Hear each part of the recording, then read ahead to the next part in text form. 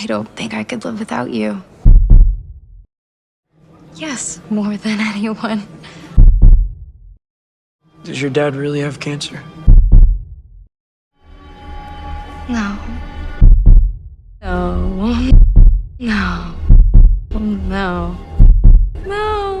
No. No. No. No. No. Don't say that!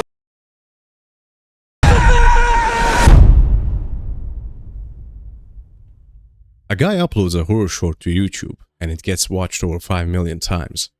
A year later, he's standing in a room with 250 Focus Features employees, all holding champagne glasses staring at him. He thought he was walking into a routine meeting. That guy is Curry Barker. What's it like to be here with your first theatrical feature? It's insane. It's life-changing. It's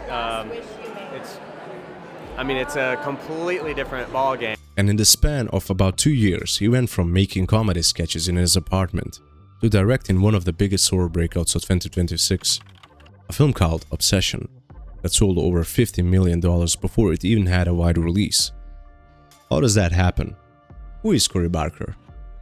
Those and many more questions will be answered. Let's get into it.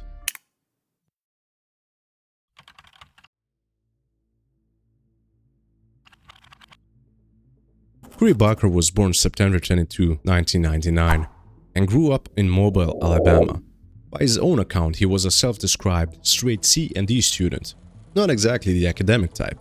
He played in a marching band.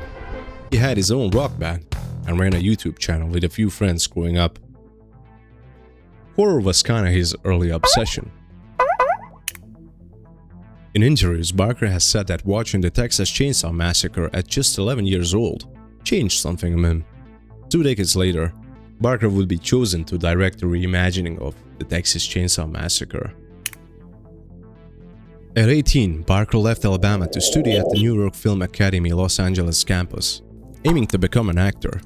And in his very first week there, he met a fellow student named Cooper Tomlinson. That meeting ended up mattering a lot. Man, just making more shot out. I'm gonna leave my bags in here, okay? That's totally fine, sir. Hurry up, hurry up, hurry up, hurry up, hurry up, hurry up, hurry up. Barker and Tomlinson clicked immediately. You could see the chemistry. And instead of waiting around for acting roles, they just started making videos together. Barker described it as our film school outside of film school.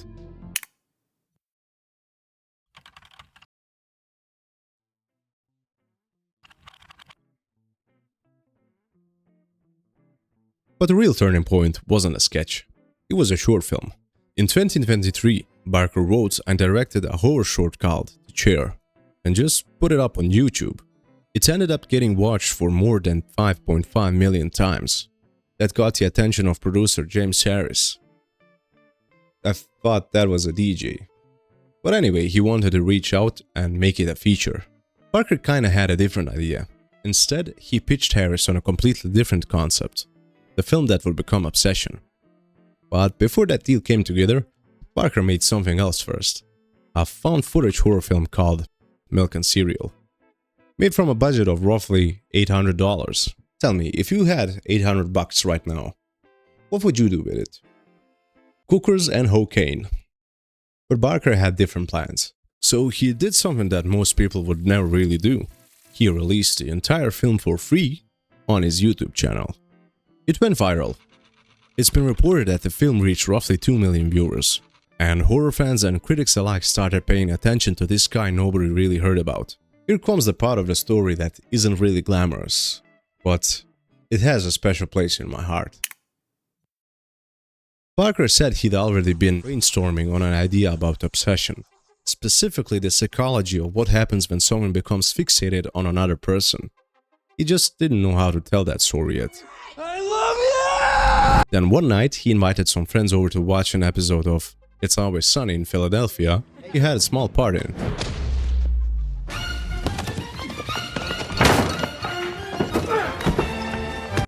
But before that episode came on, an old rerun of The Simpsons was playing. That's a shocker. Queen show. I warned you not to let your children watch. It was called Treehouse of Horror 2. Which means there was a Treehouse of Horror 1. It's the one where Homer ignores a shopkeeper's warning and buys a cursed monkey's paw. and the whole family takes turns making wishes that eventually backfire. Don't want any other weird surprises. You got it?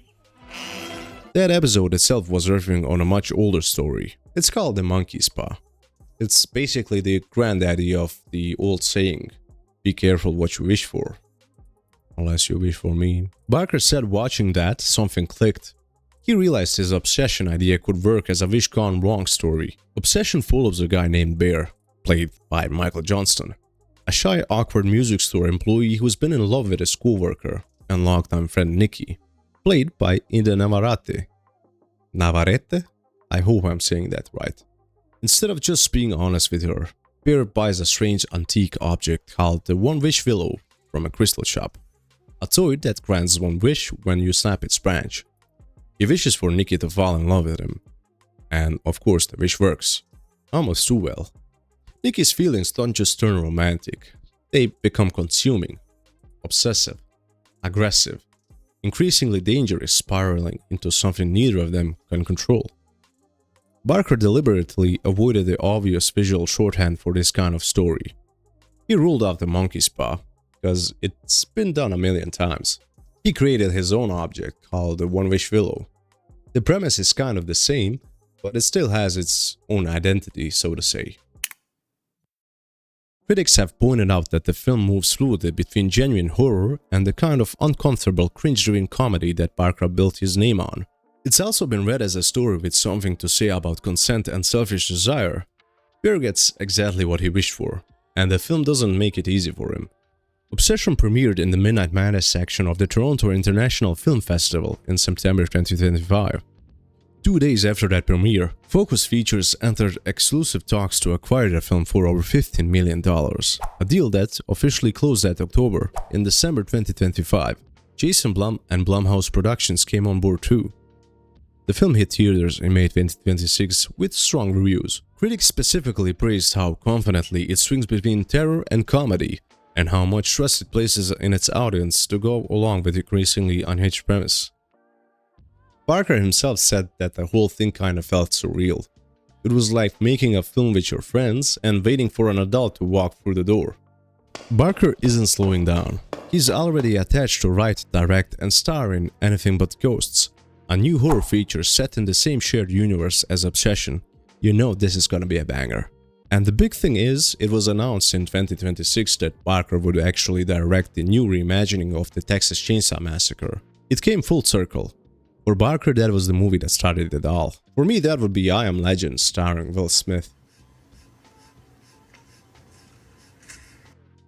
If you know, you know. What makes Cory Barker's story stand out isn't just that Obsession is good, though by most accounts it really is. It's the path. He didn't go to film school and climb a ladder. He made sketches with a friend, uploaded an $800 movie to YouTube because nobody else would release it, and turned a random Simpsons return into a studio horror deal worth millions. What would you have done with the $800?